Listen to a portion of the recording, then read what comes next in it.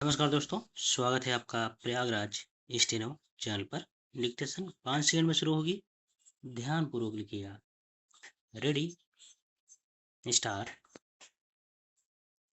बेरोजगारी की समस्या को जटिल बनाने में वर्तमान शैक्षिक ढांचे की संरचनात्मक कमियां कम उत्तरदायी नहीं हैं।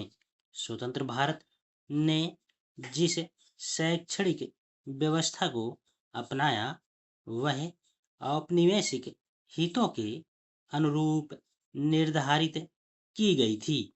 होना यह चाहिए था कि शुरुआती दिनों में ही शिक्षा प्रणाली को स्वदेशी आवश्यकताओं के हिसाब से निर्मित किया जाता, लेकिन दुर्भाग्यवश ऐसा हुआ नहीं।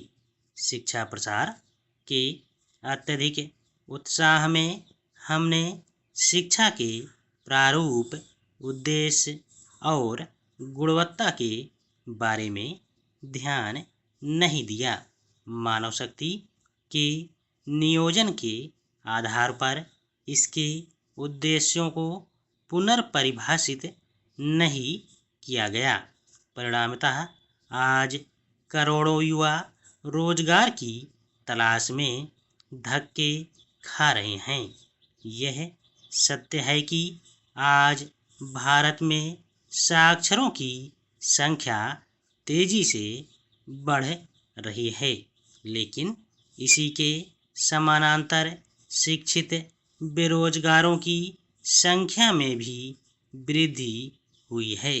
वस्तुतः शिक्षित श्रम शक्ति और रोजगार के अवसरों में यह असंतुलन स्वाभाविक था, क्योंकि अर्थव्यवस्था द्वारा रोजगार प्रदान करने की क्षमता की तुलना में उच्च शिक्षा में 3 गुनी वृद्धि हुई है।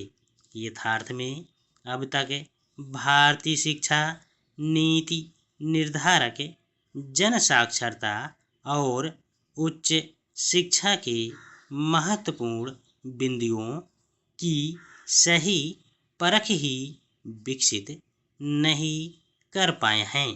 अब थोड़ा ग्रामीण अंचलों में बेरोजगारी की स्थिति और आयाम पर दृष्टि डालते हैं। ग्रामीण क्षेत्रों में मौसमी और गुप्त बेरोजगारी अधिक मिलती है। अब समय आ गया है कि भारतीय योजनाकारों को शिक्षा व्यय को इस रूप में समझना होगा कि यह तीव्र आर्थिक विकास के लिए अनिवार्य निवेश है।